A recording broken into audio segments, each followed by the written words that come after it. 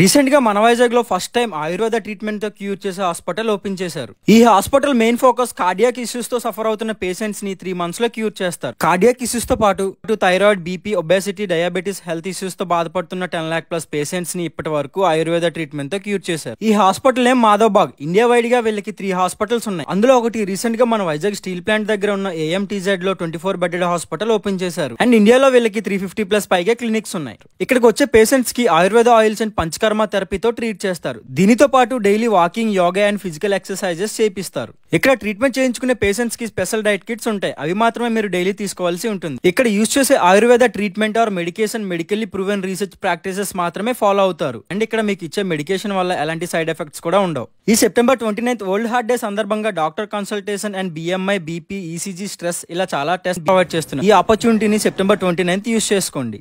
ఈ మాధవబాగ్ hospital reception number అయితే mention చేస్తాను, చూడండి. మీ ఫ్యామిలీ ఆర్ ఫ్రెండ్స్ లో ఎవరైనా ఇలాంటి ఇష్యూస్ తో బాధపడుతుంటే వాళ్ళకి రీల్ని షేర్ చేయండి.